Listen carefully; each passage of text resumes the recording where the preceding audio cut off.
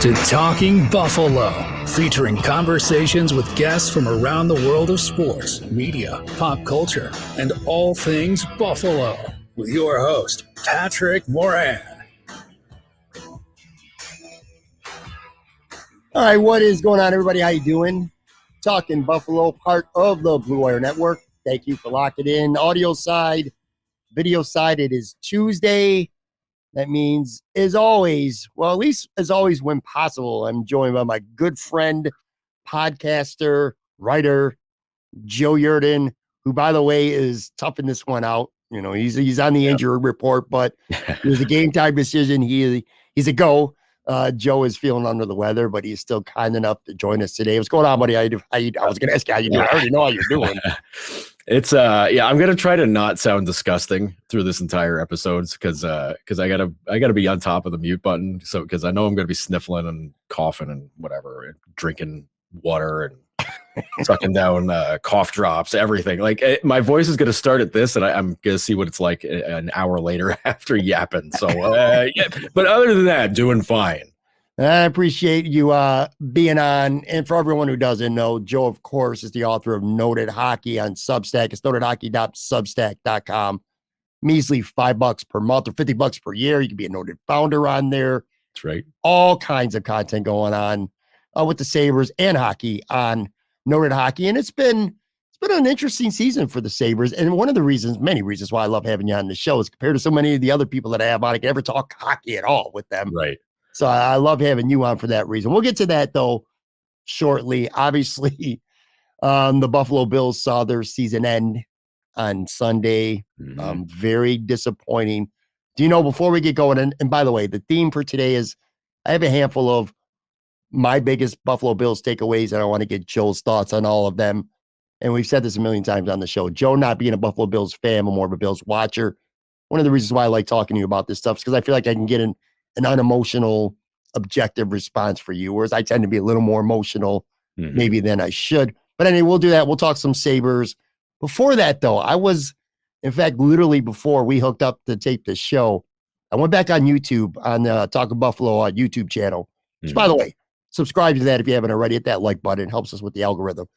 I went back 6 months because I remember talking about the Bengals. Yeah. You and I. And I went and found a clip, and the title of it was "Why is Bills Mafia and Everyone Else Sleeping on the Bengals?" This was like a podcast. We spent a good 12 minutes talking about this topic. It went wild in Cincinnati, even. Like, yeah. People were checking it out from there. They were just like, "Yeah, see, these guys believe." Right, yeah. And I'll tell you, I listened to the clip, and we both were singing the Bengals' praises. And at the time, and again, I re-listened to it, the Bengals were 11-1 to win the AFC and 22-1 to win the Super Bowl.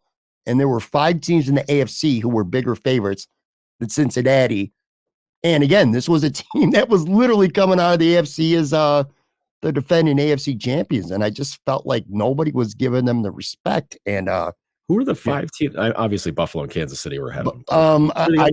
Buffalo, Kansas City, the Chargers. Oh, man. Okay. I believe Denver, right? And Baltimore. Okay. They were all. I can see Baltimore. Denver's. Yeah, that was a bad miss. Yikes. And like I said, we'll get into some of our biggest Bills 2022 takeaways. Not necessarily even just about this one game, but just about the team in general. Yeah, but before that, a lot of teams just, all year long has been Allen and Mahomes, and we know the league wanted Allen Mahomes next Sunday, but as it turns out, it is Joey Burrow who just flat out outplayed Josh Allen. He's 3-0 against Patrick Mahomes. If you're going to have a 2-man show, it's a 3-man show at the top of the NFL, the AFC, whatever you want to call it, because the Bengals just impressed the shit out of me. And it's not that surprising to you or I, but this was just a team that just felt like they weren't getting their respect all year, but they went out Sunday and they took it. The respect factor is one that stands out to me. And listen, I follow a lot of people who are Bills media. I follow a lot of people who are Bills fans. Sure. On Twitter. It's inescapable. It's Buffalo. Like anybody who grew up here, 99% of you grew up to be Bills fans, so I get it. But there was a very and you're always going to believe in your team, but there wasn't a whole lot of objective, like, I don't know, this seems like a bad mix. There was just a lot of like, yeah, we got them, we're gonna roll, let's go to Atlanta, we're getting ready, it's go time, Kansas City, we're gonna take this out. And I'm like, okay. And then I caught, I won't throw him under the bus, but I caught one of the media guys I do like, and he's not in Buffalo, I'll say that, saying something like, "Oh, Bill's got to go. We got to go against this team that almost lost to Tyler Huntley and the Ravens." And I was like, "You mean the Bengals are going to go against the team that almost lost to Skylar Thompson and the Dolphins?" Like Yeah. It's that perspective where it's like our team's the greatest. Flex on everybody. Like, I get it. Like, you're a fan. Like that's fine. I get it. But if you lose that little bit of view, and you start looking at things through the Bills colored glasses, man, you're gonna end up taking the fall hard if it happens. And yeah, everybody's going through the motions now with it. I think, well, you're right, by the way, 100% right. Fans will be fans, so and that's how people think about their team. I can tell people how to be fans. Just in fairness, I think it was a little easier for fans and media, and I'm throwing myself in there too. I'll throw myself under the bus with this one. And considering that Cincinnati did barely escape Baltimore, and you're right about the Bills with Miami, but I think the Cincinnati having 3 key offensive line starters out and a corner on defense, just the injuries, it just really felt like this was set up perfectly for Buffalo to roll them. And on Friday's show, I picked the Bills to win by 2 scores. So again, I could have just shut up and not mention that, but I'll throw myself under the bus. You can own it. It's fair. Before we get into some specific takeaways, let me ask you a question. And again, I feel like I'm going to get an honest answer from you. Do you feel like the Buffalo Bills right now are further away from being a Super Bowl champion after this year than they were last year? Because right now I'm certainly feeling that, because 13 seconds was terrible coaching at the very end of the game. This was kind of it was an ass whooping. And I think the Bills lost to a team that just right now is flat out better than them. Does it make you feel like this team is further away from being a champion now than they were a year ago? Which, if so, that's kind of disheartening. It's tough to really take a view on it, because everybody got beat. Yes, everybody came up way short and everything. Players, coaches, everybody. Everybody that had a hand in something to do with the game yesterday came up short. And listen, I understand the emotional toll of everything that's been going on. I get that, but when you see some of the decisions made by McDermott, I keep coming back to that, because the talent is there, and it's some of the choices from Dorsey. It's McDermott going back to being ultra conservative because he doesn't want to lose a close game, and it's like, dude, you got your team. But Allen was okay. Gabe Davis was bad. They stopped throwing towards Diggs, which doesn't make any sense. Granted, Cincinnati's secondary played great. Cincinnati's defense, period, played great. So that's tough. But you got one of the best offenses in the NFL. Figure it out. Like, that's what it comes down to me. And that I got a little annoyed at Romo because I think it was like fourth quarter, like late fourth quarter, maybe like late third quarter, and Cook pulled off like a 5-yard run, and Romo's like, "This is what they got to do to get back into the game." I'm like, dude, they're down 2 scores. You can't be chugging away time, grinding things up and running the ball over the place. You just can't do it. It had to be the fourth quarter. But I'm just, it's a lot of everything that was just off. And, to me, it's a lot of hubris, like, coming back for everything with, stuff that gets talked about, that gets talked up, all this kind of stuff. There's just it's a big old serving of humble pie for everybody. But the problem is, this is now the 3rd year in a row this crew has come up short. Sure. And that's, people will only remember 13 seconds because it was, that's as close as you're going to get without coming up with it. And even still, that's the divisional round.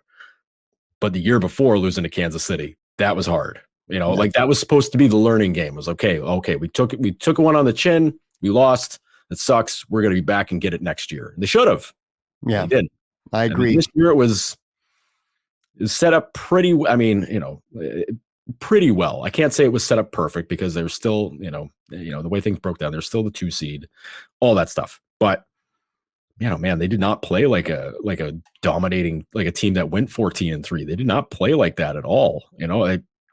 The Dolphins I joke around that Skylar Thompson, almost lose to him. They didn't lose to him. They lost to themselves because they kept handing the ball off to him. Yeah. That's also a major fault. You can't, you don't have to rack up yards when you're starting at the other team's 30 every time. I agree. Yes. Are they in a worse spot? I mean, it's hard to not think they aren't, because you've got key guys being free agents. They don't have a lot of cap space at all. Like this was the money window where before Allen's contract starts going, gets really big and it eats up a ton of your cap. These were the freebie years. These were the years where it's like, you better win now because it gets a lot harder after that. And just for financial reasons. Well, they didn't do it. And now you're staring at an offseason where there's not a lot of cap space, and they can't really solve it by just, cutting guys, even trading some guys that get punished for it. So it's dicey. It gets a lot dicier, and you got to hope that Bean is on top of it. You got to hope that McDermott learns something out of this somehow, because it's just, I don't know. It's very strange. I know Leslie Frazier's taking a beating, but I mean, listen, maybe don't have your corners play 10 yards off the ball all game long. Like, just, I know we're going to get into that stuff, but like, it's just a lot of the same dumb mistakes from last year. And it's, it's coaching, it's decision making, it's everything. It was everything yesterday, but now the road gets a lot harder. I agree. And you perfectly decorated the first takeaway that I had. And it was, look, the window is always going to be, and we use that word all the time in all sports, the winner to win a championship. The window is always going to be there as long as Josh Allen's healthy, and as long as he's playing at a level that he usually does, or at least that he's very capable of playing at. That window is always going to be there. But these last 2 years, again, you go back to last year, 13 seconds, Kansas City, they win that game. The way that offense looked against New England and Kansas City, there's no way they're losing at home to Cincinnati. And then this year, it was set up perfect. You have a wild card round where you're playing a third-string quarterback and a lot of other guys, key guys on Miami, including Mostert, who killed him a couple weeks prior to that. He's out. So that's set up. Then you got Cincinnati, who's a great team, but they got to come to Buffalo. And again, they went out last offseason and spent a shitload of money on Alex Kappa and Collins. Yep. Both of them were out, and their first-round pick, Jonah Williams, is out, their left tackle. So they got neither tackle, and their right guard is both out, or the left guard. All out. It's set up. And then if you win that game, you got now a hobbled Patrick Mahomes on an ankle, and you're not even going to Arrowhead. You're going to Atlanta in a neutral site. So it's like, it doesn't get set up much better than that. And the Bills flat out blew it. And again, the window's going to be open, but I don't know that it's going to be open any wider than it was these past 2 years. A takeaway that I have too, with Brandon Beane. This team, correct me if I'm wrong, Joe, it doesn't feel like a team, and I know there's nothing we can do about it because there's not going to be a dome, so let's save that conversation because it ain't happening. Right. But this does not feel like a team that's built for, or that's a match for playing in Orchard Park in December and in January. The Buffalo Bills very much are a speed team, a finesse team. On defense, they're not overly physical. They're fast. They get to the ball quick. They rely on their footing. They cover a lot of space. But you get these elements with the wind or the snow, the rain, whatever, the wet snow, the cold, and they're just not effective. Cincinnati, forget about Burrow, Chase, and all these other star players. Their offensive line and defensive line push the Bills all over the field. And that's not – coaching matters. And we're going to talk about coaching. But the style, the way the Bills are built doesn't seem conducive. Like, this feels to me, Joe, like a team that should be playing in L.A. or a team that should be playing in Indianapolis, a dome, something like that. Playing outside Orchard Park, the elements, just don't feel like this is the right style of team that's ever going to be really effective in Buffalo in January. Which is it's a problem. I mean, that was a big reason why Allen was the guy they zeroed in on to draft him, because he had the big arm. They're like, he's got, I mean, it became a bit of a meme for a while after they drafted him. They're like, oh, big hands, big arm, can, windows and bother them, blah, blah, blah, all that stuff. And it certainly didn't affect. I mean, maybe the elbow is a little bit whatever, but he was still launching the ball. Sure. You can still throw it, but the footing on this on a field like that is tough, but didn't seem to bother Cincinnati too much. They did, but they weren't throwing deep ball. They took a shot at, once every 10 passes or so, but they kept everything short. And they knew that they had offensive line issues, and they kept the pattern short. Everything was, it was like a two-step drop and then gun it, and then suddenly, you're doing that, and there's not a corner or a linebacker or a safety right there waiting for him. That guy can move, and they got guys that can move. Higgins can do it, Chase can do it.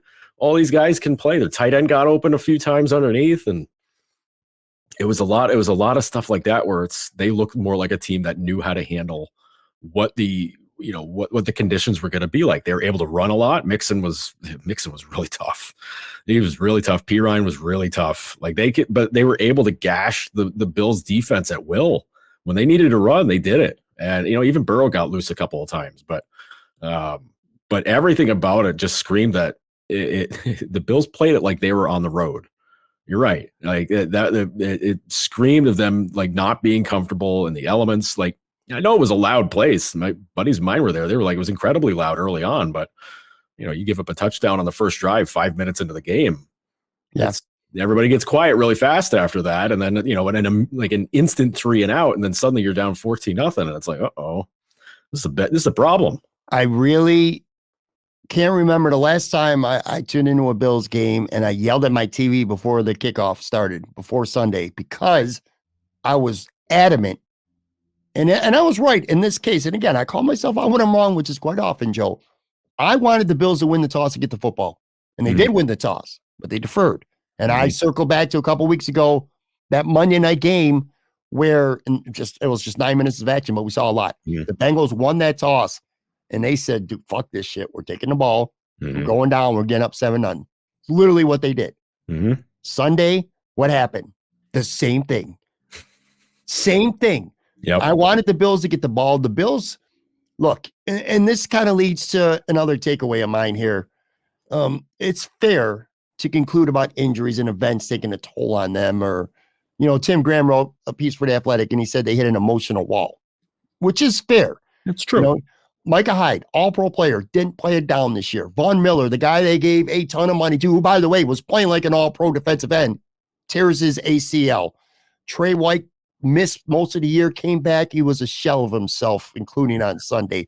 Yeah. Jordan Poyer played with massive injuries all season long. I mean, this guy was hurt all year.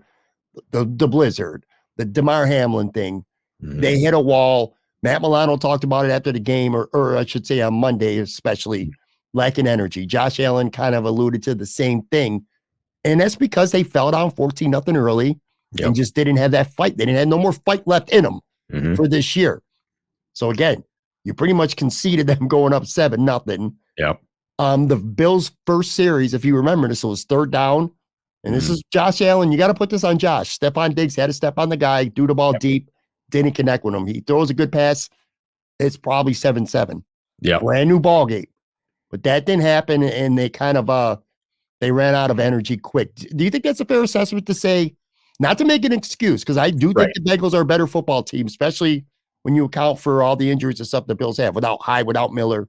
But is that fair to you to say that emotions and just the season, the adversity that they had overcome, all the comebacks and stuff like that, that it finally caught up to them once they got down? They just didn't have mentally and emotionally in it. They didn't have it in them to have an answer.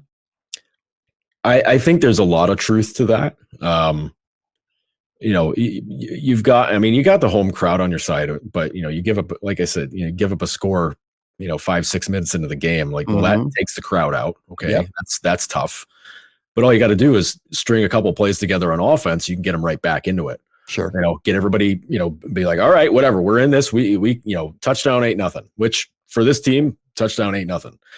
I would even argue 2 touchdowns ain't nothing, but 2 touchdowns in the first quarter, and it's the playoffs, and how good the team is on the other side.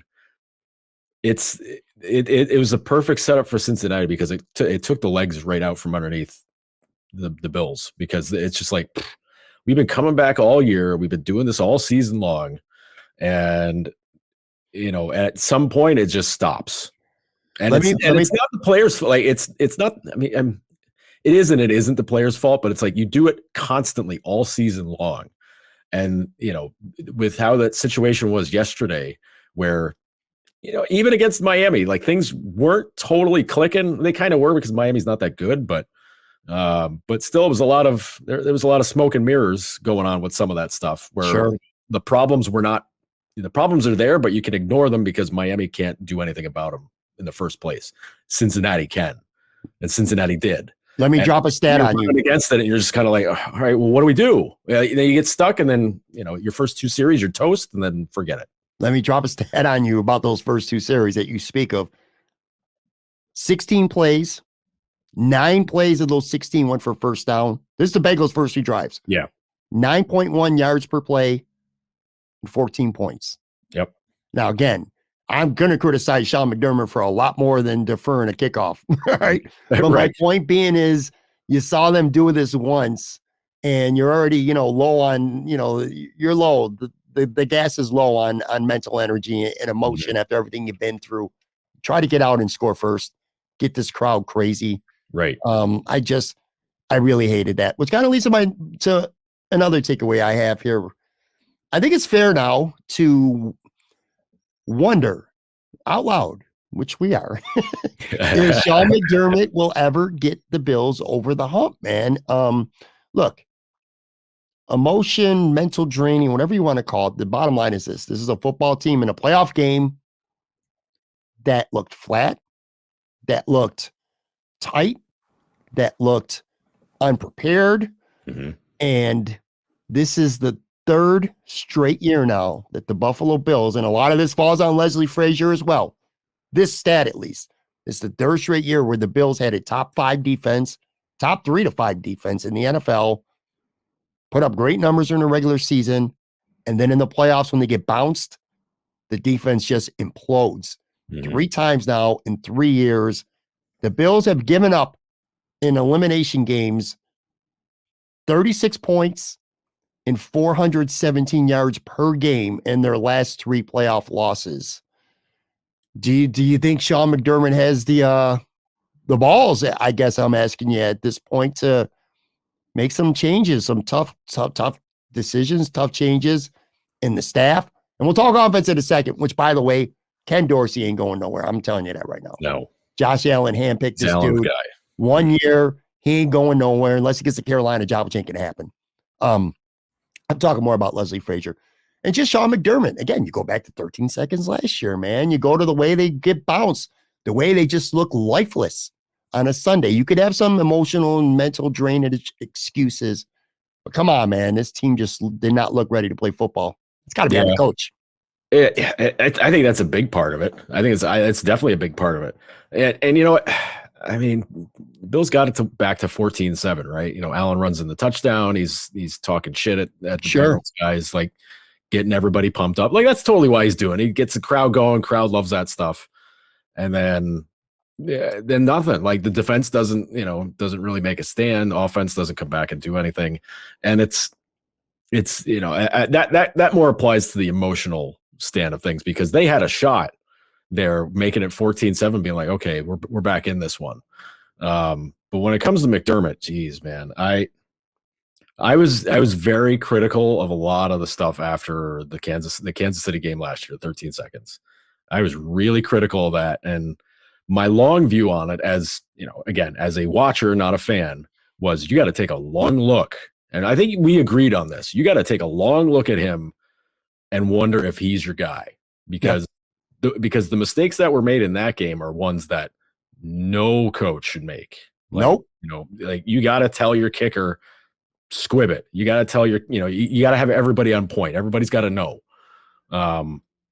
You get to overtime, you got to tell your defense, stop giving Travis Kelce 15 yards, room. Like, stop doing all those things. Just everything where it's just kind of like, okay, let's make sure that doesn't happen. And they use the timeout twice to go back to a prevent defense to allow Kansas City a chance. I can't believe we're still talking about 13 seconds. But it's fitting. It fits But, this. but like that's where it starts. Like, Sure. like that's where it's like, is this the guy? Is he the guy that's going to be able to do this? Yeah. And the offense. I mean, the offense was still very good this year.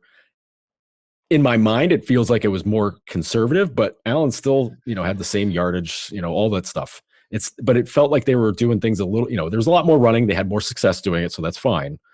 But it felt like they were a little bit more conservative in a lot of ways. And that's Daboll. Like we saw how Daboll ran the Giants this year. He's a madman. Like, he does what's unexpected. He does, wild stuff. He turned Daniel Jones into a great, pretty good quarterback. So, that's that. But I think and we knew Daboll was going to go, as soon as the season was over last year. We knew he was going somewhere else. But you had to wonder, like, okay, if this is more of a McDermott-like offense, how much or less conservative does it get? Because Dorsey, I mean, it's his first, OC job. He's not going to change the offense too much, because why? Why would you? There's no reason to do it. But it feels like something where maybe McDermott's flexing a little bit more control. And again, we don't know. But if he's got more of a hand on it, I mean, obviously head coach has final say, but if Dorsey's like, hey, we're going to do this, and he goes, no, we're not doing that. Like, I think of the punt. Oh, geez, the punt yesterday. Like, I forget when it was in the game. Which time? Because it was more than once. Right. I guess we could pick out both of them then. But like, those were situations where last year's Bills, they do not punt that ball. They go for it, and they say, all right, well, if we don't get it, D's got it. D can stop this. But there was it was one of those, it lacked confidence kind of things in either situation. Either lack confidence or just doesn't want to, give up the chance of giving Cincinnati a short field where they're going to score. Like, you absolutely know they're going to score. Miami, you can kind of wing it with them. Granted, interceptions and fumbles, whatever. Like, that's different. But Cincinnati, you can't take that chance. But at the same point, you got to put it back on them and make them start thinking, because we've seen Cincinnati fold up big time on defense in previous games. Like, just this past season, just this season, late in the year, we've just seen it where, Cincinnati gets way ahead, and then suddenly, it's whittle down. Burrow's got to go hero mode, and then he does. But I don't know. And I can't say nobody, because we're talking about it, but like, there's a lot of people don't really want to get into it about McDermott, but like, he's not going anywhere. There's no shot. But it's fair to criticize, and it's fair to critique that maybe he doesn't have a handle on these moments and these situations, because he's too worried about making the wrong choice, or making a choice where it's just going to fall, it's going to fail. But man, like, it's the playoffs. Every team you play is going to be really good, except maybe in the first round. New England wasn't good last year. Miami wasn't good this year. But you can't just play it even. Like, you work to your strengths and just do what you can. Like, I mean, if it means, having Allen do a QB rollout, gets you a few yards to get a first down and fourth down, cool, whatever. Like, whatever it takes, just do it. And be happy with it, because you can do it, because you have the guys that can do it. Like, that's the whole thing with the Bills.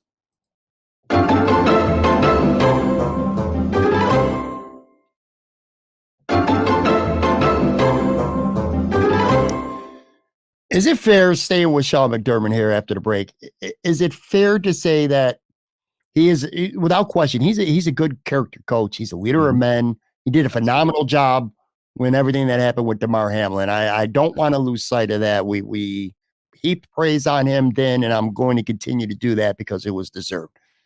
There's no questioning that. But when it comes to game management and decision making, I think back to last year as a reference point, and maybe even the championship game before in 2020 when they got kind of smoked by the Chiefs, but he was very conservative. This is a team that I feel like it was, all right, so near the end of the first half on Sunday, it's 4th and 10. But you're at the Cincinnati 41, and there's 40 seconds left. He punted, and he did that out of fear, because his mindset was, if we don't pick up 10 yards, the Bengals are going to have the ball on the 41-yard line with, probably 35 seconds or so left, and maybe they add to their lead. He was operating out of a position of fear. You have an offense, a high-powered offense with one of the best quarterbacks in the NFL. It feels like during the regular season or whatever, that's a play where they go for it. But they didn't do that on Sunday, which is mind-boggling because, again, it was pretty obvious to you and I and pretty much everyone watching the game that the Bills were going to struggle on defense to stop Cincinnati the whole game. So you got to score with them, but they punted. Later, we'll talk about that second punt. Gabe Davis, who I just, man, I say it all the time. I'm a founding member of the Gabe Davis fan club. I got to resign because the guy makes good plays. He made a great catch early in the game on Sunday, but he drops the ball. These deep balls, he drops 50% of them. You know, I'm not talking about overthrown or underthrown. I'm talking about he hits his hands and he drops the ball. And that was a backbreaking play. It was 3rd and 2. But anyway, again, you're down 14 points at the time. There's one, it was at the end of the third quarter when that happened. So there was 2 seconds left in the third quarter. But again, you're down 14, 4th and 2. Have Josh Allen roll out and try to pick it up. You got to play aggressive. You got to play with the mindset that we need to score every possession because our defense is not stopping them. So I don't know what made him think that the defense was going to suddenly start playing good. No one on the defense played good except for Matt Milano. Period. End of story.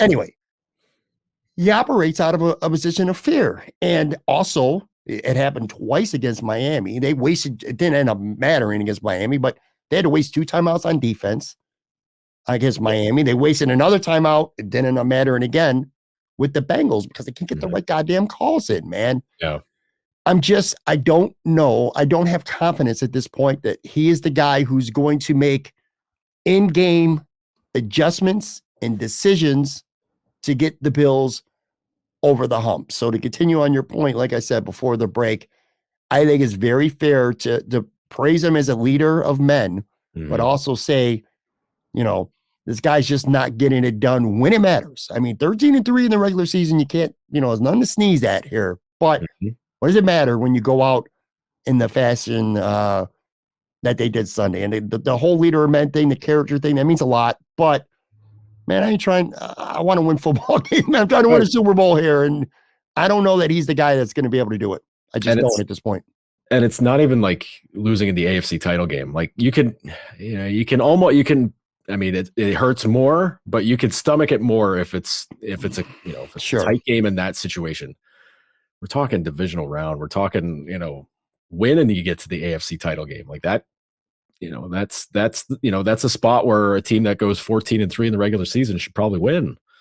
And it's not to put down Cincinnati. Cincinnati's was excellent, but you're the favorite. You're at home. You got home field. Like that's where you should be good. And I look at some of the plays Kansas City was making against Jacksonville, and they busted out like an option play at some point just to kind of screw at Jacksonville. Jacksonville's D is good. It's pretty good defense they've got there, but it didn't bother Andy Reid any. Like he's just kind of whatever. We'll keep doing what we do. Mahomes' ankle's kind of a mess. Yeah, whatever. Okay, we'll still do this. It doesn't stop them from being creative. It doesn't stop them from doing from pushing things the other way because it's a pressure point. And when it's a 4th and 1 or a 4th and 2, and you're just kind of like, let's punt. You've given into that pressure. The whole game is a high pressure moment. But make the other team's defense make a play. That's always my thought on it. Like, yes, it's pressure on you to make to execute and get your play done. Make them make a play. Maybe they make a mistake. Maybe you bust it out and you get 25 yards out of play. Stuff like that happens. And I don't know if I can't imagine it's a lack of trust. I can't imagine that McDermott doesn't trust the guys that he's putting out there, because if he doesn't, I don't know what because then you raise the question of why the hell is he a coach if he doesn't trust the guys that he's putting on the field? That's where that comes into play. But if it's just being conservative because he's worried that it's got to come back and bite him right away if it doesn't work, I don't know, man. So, you're not going to know unless you try it. And he didn't try. That's the thing. He doesn't try it. He didn't really do it against Kansas City last year. He didn't do it against Cincinnati this time around. It's just we can't just give them the ball and then have that cost us the game. Well, dude, you're down 2 scores. You got to do something. You got to do something to try, because what your defense is doing against that team. You hand them the ball right back. They could grind out a 9-minute drive. Sure. And you can't do anything about it. And then where are you after that? I agree. Look, you can convince me that punting on 4th and 2 in your own territory when there's still a full quarter left and you're down 14, you can convince me that that's not a scared call. that that's a logical call. But you can't convince me when it's 4th and 10 on their 41 with 40 seconds left and you're down multiple scores that, you know, trust your offense to get 10 yards because you're worried that Cincinnati will take over from the 40. That's operating out of a position of fear. I want to read one tweet from you. From a guy named, or for you, I should say. It's not, I don't remember saying anything Bills. No, you definitely did not say anything Bills. This is, I want to read a tweet for you. I don't have it to put up on the YouTube screen, so I'm just going to have to read it here. It's from a guy named Matt Dibble. He tweeted at me, and I couldn't agree more with what he said. And this is in regards to what we're talking about with slow starts and McDermott. He says, looking unprepared for games, such as slow starts, sloppy play, big mistakes, has been a problem most of the season. Most of the time, they were able to overcome with individual moments of brilliance. Yesterday, the Bengals came in, dialed in, and never gave them a chance. Big credit to them. It is kind of important. You know, we talked about it here at the beginning of the show, and let's do it again. Let's give some credit to the Cincinnati Bengals, who are a very good football team. It's not like the Bills lost at home to the Houston Texans. Right. In the divisional round. It sucks to say that, you know what I mean? But they're good. Here's the thing, too. We're talking about the defense. Sean McDermott. Yo, here's my last kind of big takeaway here. Joe, by the way, Joe from Queens, Buffalo Wins on Twitter. I told you this before we started tape, but I put up a clip. If you don't want to listen to the whole episode, folks, go on my Twitter, @Moran Tweets. I put up a 4-minute clip of Joe just going absolutely ape shit on the Bills offense. He had some really good points. The Buffalo Bills allocate too much draft assets on the defense and not enough supporting Josh Allen, who, by the way, end of the day, the Bills scored 10 points at home against the Bengals. Let's not lose sight of that, Joe. Right. As a fan, you know, you can't be dominant on both sides of the ball. And you look at what the Bills have done on offense over the last couple of years. And Joe pointed this out, and he's right. You have to go all the way back to 2019 since the Bills signed anyone in free agency on more than a 1-year deal. 2019, they signed Beasley and Brown and Mitch Morse. They've done nothing basically since then. Emmanuel Sanders, Jamison Crowder, Roger Saffold, these 1-year, they bring back Cole Beasley. You know, these 1-year kind of prove that you still got something left deals. They have not drafted a wide receiver in the first 3 rounds in any draft since Brandon Beane has been the general manager. Not one. Gabe Davis, the 4th rounder, that was their highest pick in 4 years now. They're relying too much on Josh Allen to be a hero, and they're not taking their assets. I mean, they did draft James Cook, a 2nd-round running back, but for the most part, they need to invest more in the offensive line. They absolutely need a wide receiver too now. You saw what T. Higgins brings to an offense when you got a legit, true second wide receiver. This is a team that badly needs to say to ourselves, we better get Josh Allen more and stop expecting him to be able to do everything himself. You know what I'm saying? That to me, that's a big takeaway. Oh yeah. And it ties into something that, you know, that percent of offense going through players stat that we looked at early in the season where it was, you know, Allen was doing everything and it was like, oh, how much of the offense is like, oh, that's a lot. It was like 85% of the offense was because of Allen throwing or running. And it's like, I mean, you know, if you're throwing the ball a lot and that's 85%, okay, cool. But if he's the bulk of your running game, that's not cool because now there's not a play where, not that there's a play you can take off as a quarterback, but like there's not like that's 85% of the plays where he can take a monster hit, you know, because you get sacked, you get popped in the backfield, you're throwing the ball. Okay, that's a risk you can accept. But when you're, you know, sending him out running, I mean, Jesus, some of the pops that he took yesterday, you know, second half when he took off running, holy Jesus. Yeah. And, you know, not only that, but pretty lucky to not get have that, the one play be a fumble late in the game. Cause that was really close to being called a fumble. And like he got, you know, the wrestling, reference here. He got total elimination there. He got hit up high and then, you know, hit in the midsection. That hurt. Like that. I mean, Allen was rocked on that one, but you need to find a way to get help or you got to protect him or both. Like ideally both. Like you make the line better and then get him some help so that he doesn't have to do everything, like almost literally everything. And if he doesn't get it done, then it's like, well, you know, we're not doing anything today, guys. It stinks. But he was playing. I mean, Jesus, I want to say it was. Well, no, the Green Bay game was a total different beast. But like for most of the second half of the season, it was a lot more of 2018, 2019 Allen than it was the guy that we saw last year, where it was a lot of, the Brett Favre-ish, I'll just throw it up there. Somebody will get it. And then no, somebody didn't. I would say, look, man, the offensive line is not good enough. Let's throw that out there right now. They're not 100%. Good enough. They're Roger Saffold, they signed him for 1 year. I thought he was a disaster. I thought he was terrible in pass blocking. Deion Dawkins, I thought he regressed a little bit at left tackle. Spencer Brown, ditto.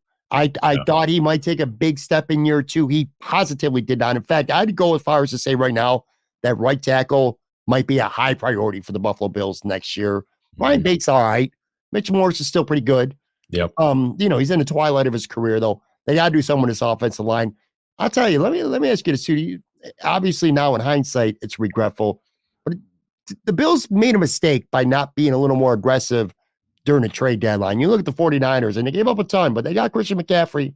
Mm-hmm. San Francisco 49ers are still playing right now. Hell of a roster. So the Bills got a hell of a roster. Right. The Bills traded for Nyheim Hines. Good kick returner. Paid dividends 1 game against the Patriots because he ran back 2 kicks. Nothing on offense. He basically did nothing on offense. He never had a big role in this offense. I think the Bills dropped the ball, and it's easy to be an armchair quarterback, a Monday morning quarterback, which is literally what we're doing right now with this podcast, but not going out and getting either an upgrade at wide receiver. I mean, they were putting out feelers for Odell, but he was obviously never healthy to play. But whether it was a better running back than Singletary or a better receiver than Gabe Davis, Josh needed another guy, needed help, and they never went out. And I think they paid the price for that on Sunday. The thing with Hines that gets me is that you trade for him. It's like, okay, which you're like, all right, it's already a crowded backfield. You got Singletary, you got Cook, you had Moss, but you move out Moss to get Hines, which, okay, great. But I'm looking at the game-to-game stuff outside of the kick returns, like targets and carries. Yeah. And really, not much. Like, I'm counting 1, 2, 3, 5, 6, 7, 9, 11, 12. 12 targets in 1, 2, 3, 4, 5, 6, 7, 8, 9, 10, 11 games. That's receiving. Rushing, again, running back, rushing. 1, 2, 4, 5, 6 rushes in 12 games. Use the guy. Yeah. Like, I mean, people are like, oh, they should have got Christian McCaffrey. I'm like, look at what the Niners have done with McCaffrey. He gets tons of targets and carries. Like he's the guy. If Nyheim Hines is going to be your, I don't know if it's like, second prize to McCaffrey. Well, Jesus, how do you know what you have if you're not going to use him? Like that's what gets me. And I think that's another McDermott thing is that new guys, whether they be rookies or just new guys in general. I mean, mid-season's a little different because you got to learn stuff. I get it.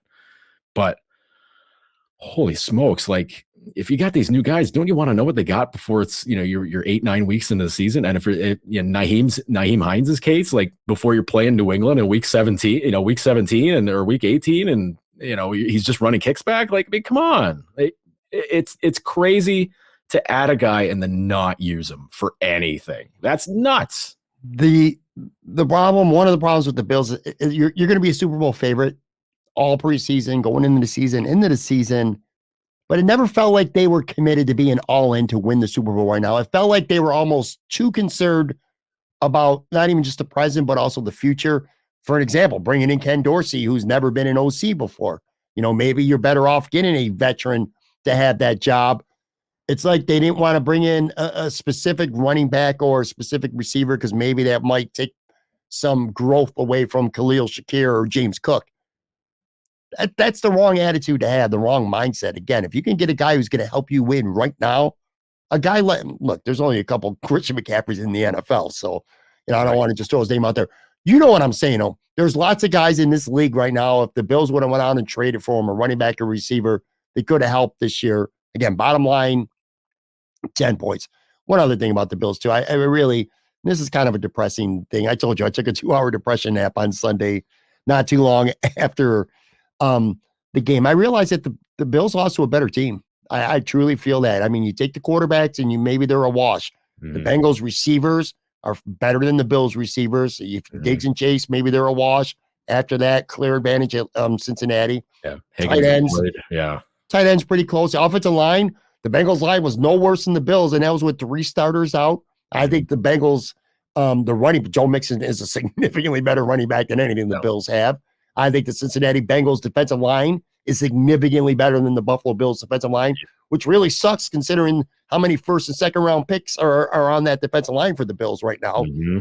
The linebacker, sure, we'll get that to the Bills. Secondary, and maybe if the Bills are completely healthy, which never was the case this year, the secondary for the Bills would be better. But I just feel like the Bills and the Bengals are just better coached. I mean, and that was obvious. I just feel like the Bills lost to a better team. I didn't feel that way last year when the Bills lost to Kansas City, but I feel that way now. And I don't know if I like that or if it really bothers me more. Because again, circling back, I don't think this team's as close as we want them to be. Yeah, I think, you know, maybe it's a case that the Bills just, you know, stayed sedentary and Cincinnati got better with it. Because I mean, they've made a lot of improvements on their defense too. Like going back to before last season, they like added all these guys in the line, and it was because they had to drastically change their line because it didn't do anything for them before. And then suddenly they're getting in the backfield and they're getting at the quarterback. Yesterday, the Bills had no idea where anybody was blitzing from. They had no clue where guys were coming from, whether they're coming on the end or if it was, you know, coming out of the secondary to blitz. They had no idea where anybody was coming from. And it was as if they didn't watch any tape. Like they didn't have an idea, you know, and, you know, maybe that's on Allen. Maybe it's on the offense, maybe it's on Dorsey. Who knows? But to me, that's the defensive coordinator knowing that if we change these looks all the time, they're going to get confused and they're not going to know where anything's coming from. And if we get in the backfield, they're in trouble. And that's exactly what happened. And you know what? You mentioned the secondary, like, yeah, if they have Poyer and Hyde, yeah, probably better. You know, Trey White being kind of back to normal would help too.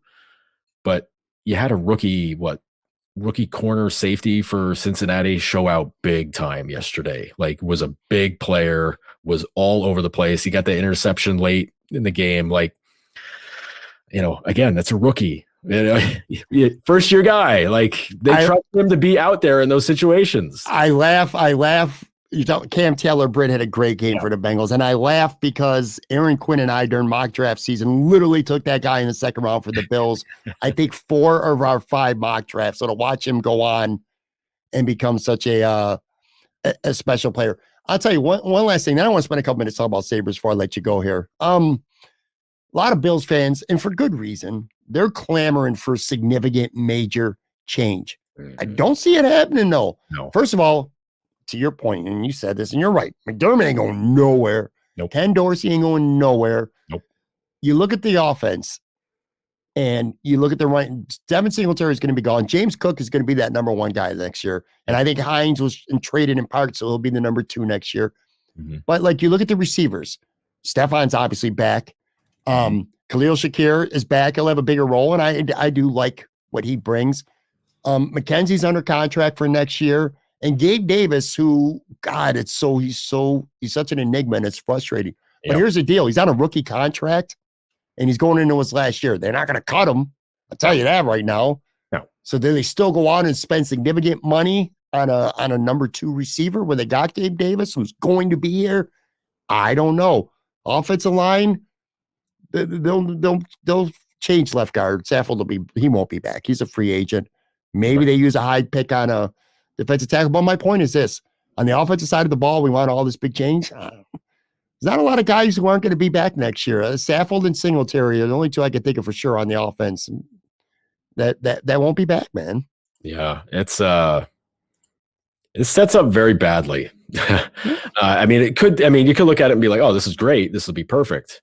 But I keep looking back. I had to open up Spot Track to look at what they've got, you know, for next season because they've already flipped the calendar for them 2023 salary cap. And I'm looking at it and a lot of middle of the road, not important free agents, with the exception of Tremaine Edmonds and Poyer. Poyer's gone. He's going to go get paid somewhere else. Evans will be interesting to see how it plays out. But yeah, offensively, there's not a lot of guys that matter. It's not like they got a lot of tough decisions to make. And with Gabe on a rookie contract, they're not going to cut him. So no way. I don't know, but you gotta go. You gotta go get Josh Allen a weapon, and you got to get better pass blocking too. By the way, the Bengals were getting. They only sacked him once, but they were in his face. They were putting a lot of pressure on him with just 3-4 rushers most of the game. The offensive line's got to improve. It's got to be priority number one. This offense. But I just don't know how you're going to fix it because the cap totals, like their estimated cap space for the top 51 guys, again, top 51 guys is minus $5 million. Like what? They'll I don't know what you do. Like you have to restructure a lot of guys or make trades. I guess I don't know. Like I know trades aren't really the thing for the NFL, but like, how else do you get out of that? Like that's what I don't get. They'll make some moves, but yeah, to your point, it's going to be hard. And to our point earlier, the window was never going to be more wide open than it was right now. They'll figure some stuff out, but they got to add. You cannot, if they're going to go in the next season saying, well, we're going to count on Khalil Shakir to become a star and James Cook to become a star. I think you're playing with fire again. I think you need to get at least a big upgrade at right tackle or left guard or maybe both, and you need to get another wide receiver. That far and away needs to be the priority. And Joe, Buffalo wins. He goes adamant about he hates how much we spent on the defense and draft picks and cash. Build the offense up. Make an offense that's designed to score 35 points a game, no matter if it's the Houston Texans or the Cincinnati Bengals that you're lined up against. Let me put a wrap on the Bills. Mike Catalano, Rochester guy, media guy. Perfect tweet. He says offense, offensive line, handled by Cincy, missed on big plays. Defense, pushed around by backup offensive line, no pressure on Burrow, poor tackling, confusion in secondary, coaching, Dorsey, no imagination, Frazier never adjusted, McDermott wasted timeouts, punting too often, team not ready. Well, you can spend 51 minutes like Joe and I did talking about this game, or you can read a 240-character tweet and pretty much get the gist of what was going on with the Bills. So we wasted a bunch of time here, Pat? Jeez. No, we didn't waste a bunch of time, man. We're talking it out here. Buffalo Sabres. Again, and by the way, I said this at the beginning, I'll say it again. If you haven't already, make sure you go to notedhockey.substack.com. Subscribe. Joe's Noted Hockey. Great stuff. This team remains interesting and fun to watch as we tape this. We're taping this Monday afternoon. They do have a game on Monday night, so we don't know how that's going to play out before we're done with this. But as we tape this, the Sabres are 23-19-3, 54 points, 5 points behind Pittsburgh for a wild card spot with a game in hand, and they're 7 points behind the Capitals, but they got 4 games in hand. Bottom line, Joe, and obviously you've been at the arena every single day. You know what's going on. They semi-survived a brutal stretch where they lost 5 of 6 and only got 3 points total out of a possible 12. I haven't talked to you much about the Sabres lately. How are we feeling right now about this team? And I'm talking about by we, I mean if you're a Sabres fan, not a media guy. Yeah, I think one thing Don Granato's hit on is that the team is better when they're fresh, which I think that applies to any team in sports. If they're fresh, they're good to go. But when you look back at what Buffalo's schedule has been, holy smokes! I mean, it's ridiculous. It's honestly ridiculous what they've had to go through the last month. Because I got to bring it up for myself just so I can count these things off. But it's, I mean, let me go through it. Well, it's already January, so whatever. No, January is the good thing to look at. Sorry, I'm losing my mind here, Pat. It's fine. But you go back to January 1st, and okay, we're almost at the end of the month. But yeah. So it's January 1st. Okay. So today it's 23rd today. So let's go 1, 2, 3, 4, 5, 6, 7, 8, 9, 10, 11, 12. 12 games in 23 days. About to be 13 games in 24 days. That's a lot. And then 14 games in 26 days. And then 15 games in 28 days. That's insane. That's absolutely nuts. And the stretch of, play 4 games a week is coming to an end this week, finally. But, every Monday, Tuesday, Thursday, Saturday, you can literally schedule your Sabres watching if you want to. But the fact that even leading up to the game against Anaheim on Saturday, they took Friday off. They took the 20th off after Ryan Miller night. Probably a good idea. there's no morning skate Saturday afternoon because it's a 12:30 start, so they're not doing that. And they came out and they beat the pants off the Ducks. They slogged through that Islanders game. The Islanders are awful to watch. They're just it's an abysmal team to watch play hockey. Just horrible. I feel bad for their fans. Jesus Christ, the friggin' Islanders are. It's like the.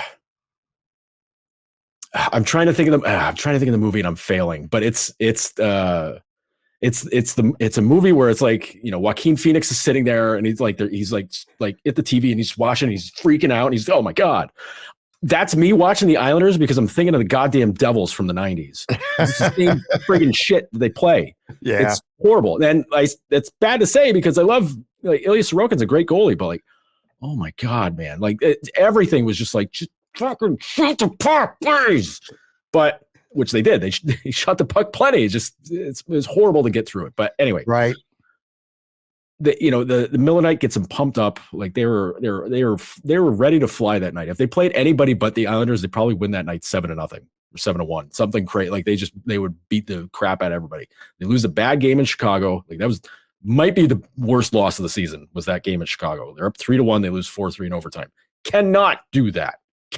Chicago's awful. I know they're playing better now, much probably to their fans' chagrin, because we remember those days, Pat. We know it all too well, man.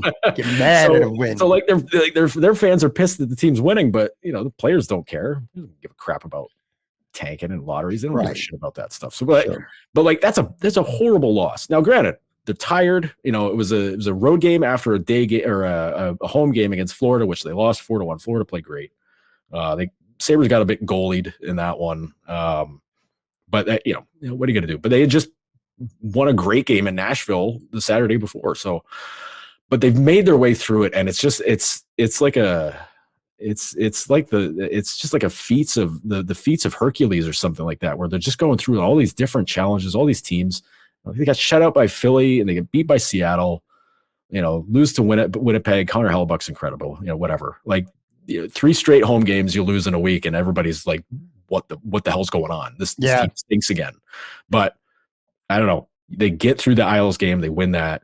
The Ducks game started getting a little weird, but then they were just like, listen, these guys stink. We got this. And then they did. They took care of business. I'm really curious to see how this road trip goes because they have 2 games. Just talking about this with some people. If they go 2-1-1 on this road trip, I would call that a success because Dallas at home with Ottinger, Dallas is incredible this season. They're very, very good. Mm-hmm. Winnipeg on the road. We just saw them 2 weeks ago. Yep. We know what they're about. They're a fantastic team this year as well. St. Louis is not so great, although Tarasenko might be back Tuesday night. That's very possible, but St. Louis is very mercurial. Who knows what they are? Minnesota's tough, but they can beat Minnesota. So if they could get, let's say you could get 8 points. If they get 5 out of 8 points in this road trip, that's a good as hell trip. And that takes you into, holy shit, dude, February. And they go from playing 15 games in 28 days now granted, All-Star break is mixed into this, but they play 2 games in 14. They go from going nonstop to we just got a lot of time to kick around and do nothing. It's nuts. It's absolutely nuts. But I want to say they're in good shape because of that, though, because they get to rest up. They get to, kind of recharge. They definitely get to recharge the batteries. I don't even worry about Tage Thompson going to the All-Star game. That's going to be a treat. Whatever. He's got to do interviews. That's fine. He gets to take the family to the beach. It's in Miami. It's great. But then, you get past that. It's when everything gets serious. They're going to go to the West Coast. They got, 3 games out West with LA, Anaheim, San Jose. They should roll 2 of those teams easily. That Anaheim and San Jose games should be gimmies. But then you're going to start getting into the teeth of it. They got a home game against the Leafs coming in February, so get ready for that one. They go to Florida, and then you get into March. March is another insane month with the schedule. It's batshit crazy. Couple weeks with 4 games. So, a road, a couple home road back-to-backs where they go to Long Island on the back end of it both times. Yeah, that sucks. But and then the end of the schedule, if we get into April and things are getting tight, Well, it'll be fun if things It'll matter in be April. fun. It'll be fun. It'll be different. Not used to it. Of the 8 games they'll have in April, only 2 of them are at home, which could get interesting because some of these games are against teams that might be there with them in the race. Like Florida, I know everybody's down on Florida for good reason. Florida, I don't know. They played a few games where I'm like, I don't know, man. If they get hot, they could get caught up real quick. Detroit's still hanging around them like that. There's that. Carolina's involved in that mix too. The Rangers and the Devils, like that's a brutal road back to back to have to end at the end of the final week of the season. It's good. We're getting way ahead of ourselves, but I like where this team's at. I like where they're at. I like the spirit that they've got. I like the way that they play more often than not. And now that they're going to have, the energy tanks are going to be full up again.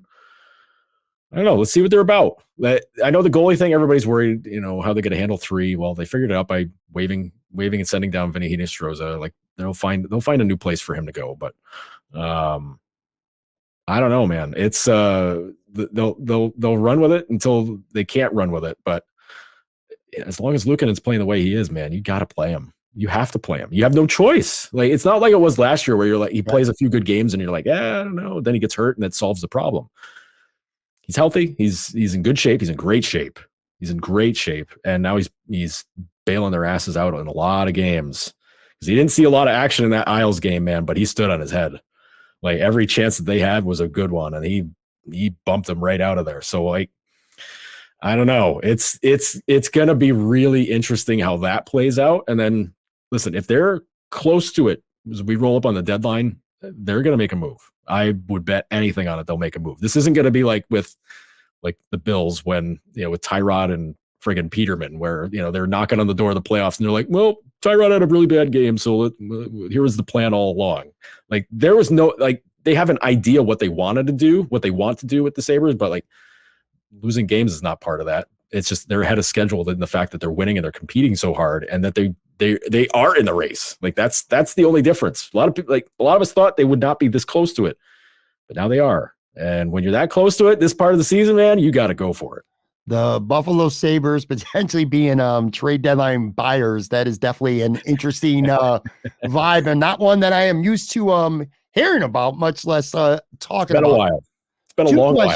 Two questions. I'm going to let you go. One, thoughts on Tage Thompson being an all-star? Obviously, that's deserved. But also thoughts on Rasmus Dahlin not being named to the all-star team. What are your thoughts generally about the way the all-star game is constructed?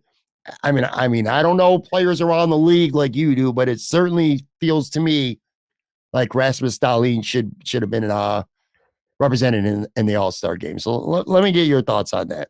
Well, yeah, he should 100% be at the All-Star game.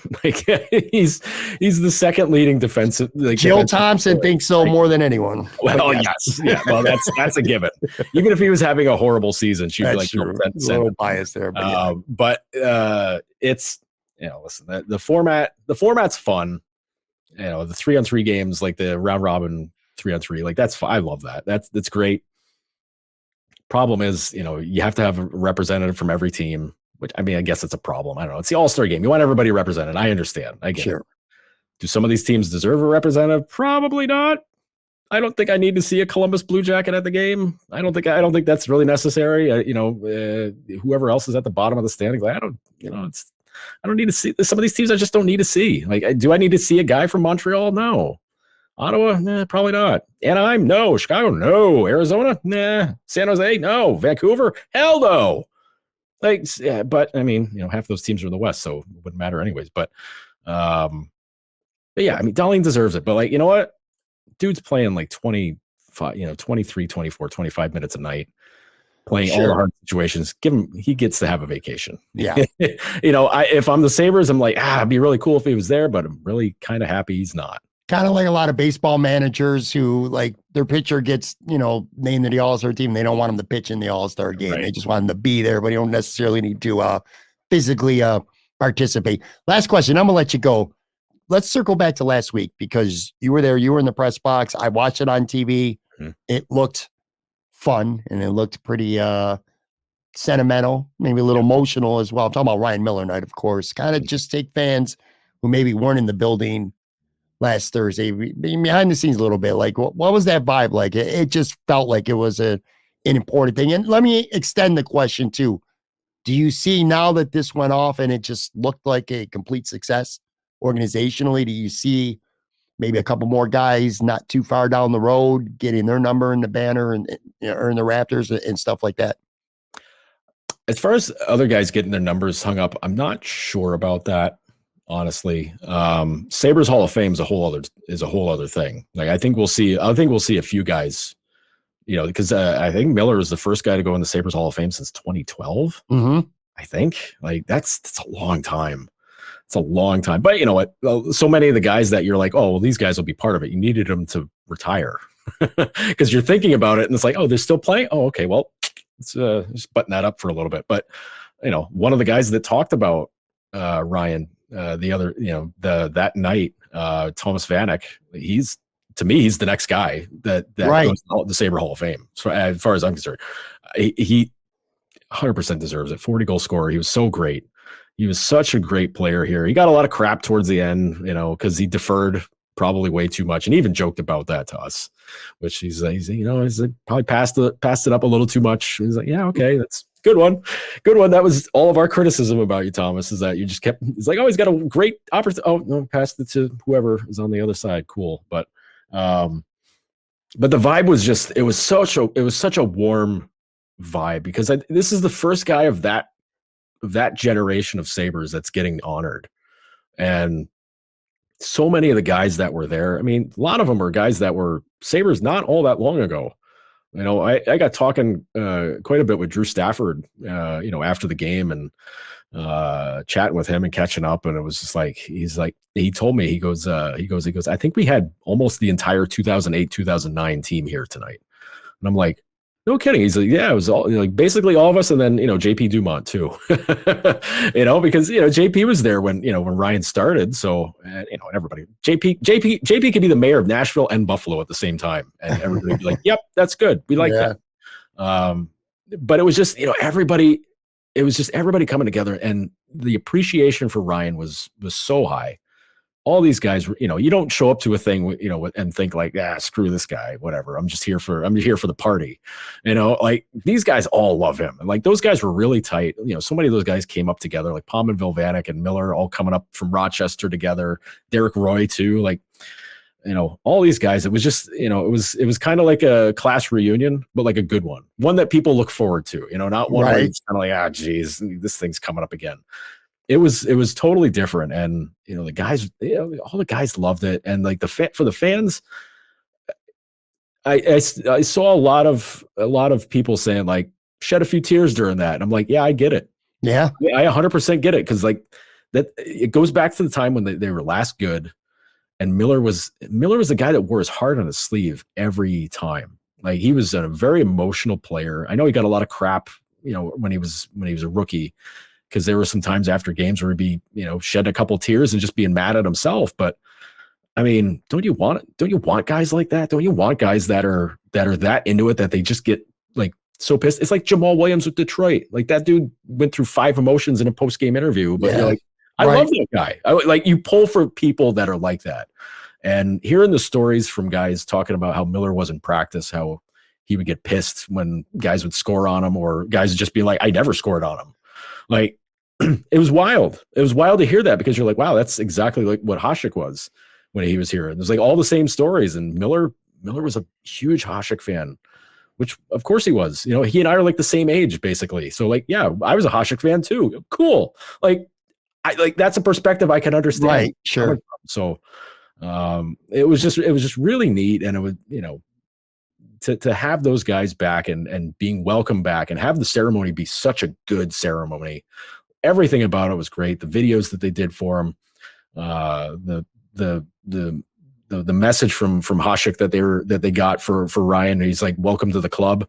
Holy shit, dude. Like, that's awesome. Like, yes, like these are the 2 greatest goalies in team history. And they're like, yep, we're here together.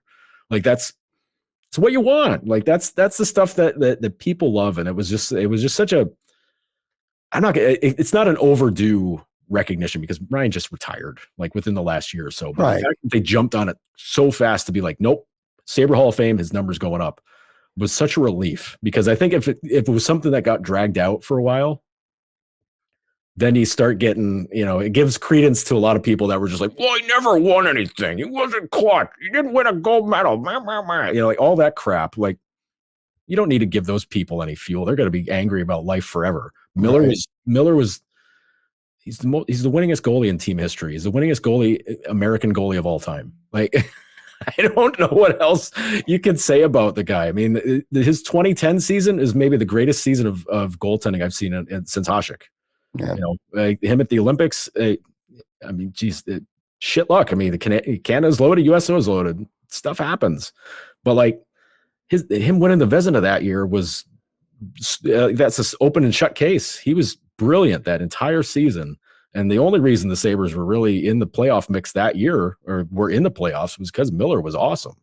So, it was great to see. And, Miller's a guy that before I got into doing media stuff, he's a goal. I freaking love Miller. Super guy. I'm happy I was here for, one season. Well, 3/4 of a season with him, because, it was a bad year, 13-14, and then he gets traded. And, when he came to the podium to talk to us after the ceremony, he goes, wow, last time I was here was not for his greatest situation. I'm like, oh shit, you're right. Like, that was a horrible night. Like, Miller was upset, he's crying. He was saying goodbye to Buffalo, and he's getting ushered out of the building because the trade happened before a game. Yeah. Like, but that's like the night and day difference between how things used to be run, where, you're trading your franchise goalie, the most winningest goalie that you've had in team history, and you're trading him, a half hour before a game starts. Like, really? And then you're like rushing him out the door, having like a, make do press conference, and then off he goes, never to, not to never be seen again, but seen very sparsely from then on, because he played out west. So, it's, but it was great. It was such a great night. And I just wish I got sounds going on here. What's going on here? The play it off music there. I'm not playing you off. This ain't the Oscars, man. I hit the wrong button there, man. But but I don't know. Like they started the charity foundation for Miller. Everything with with Carly's Heroes and Carly's Kids, or I forget the name of it. I'm very sorry for that. But everything with Roswell that he's done, and now they've added to it, and I'm like, that's exactly what that's what he was about. Like everything about him was about that. It felt genuine. He felt like he was genuinely happy for the honor. He was genuinely happy to be in Buffalo. I believe him when he talks about how much he loves this city and how this will always feel like home to him. I don't think it's bullshit player talk. I think it's legit. I think it's authentic. It was great. Again, you were there. You saw it in person. I only got to watch it on TV, but it brought back the feels for me. You talked about, I'm not going to go as far as they got teary-eyed, but I certainly felt some emotions watching it, and brought me back to a place where the Sabres were a lot of fun. And hopefully, going forward, now the Sabres will have some more fun. So now this music is legit. Playing it off here. By the way, you're playing yourself off. quick program. I'm playing myself off. Quick programming note for Joe, by the way. Maintenance Day, the podcast that Joe does every week with Lance Lazowski, is going to be on Wednesday this week. I understand, right? We're recording Wednesday. I'm probably going to put it up right away, though. Because you got a couple games. Stupid schedule sucks, so it makes more sense. You'll have a couple games that you guys talk about. So make sure, everyone, you go check out Maintenance Day podcast. Subscribe to it, because then when it does come out, it'll automatically come up into your podcast feed. Make sure you follow Joe on Twitter at Joe Yerdon. I always say this, when like the Bills play like shit or something bad happens, talking to you kind of feels therapeutic for me. Like I feel a little bit better now than I did roughly an hour or so ago. Anyway, thanks for doing the podcast as always, man. Good to have you on. Yeah, it was fun. Listen, if I've got a future as the psychologist for Bills fans, I think I might be able to make a few bucks off of that. All right, for Joe Yerdon, I'm Pat Moran. Be back Casual Friday with Aaron Quinn on Friday. Talk to you guys soon.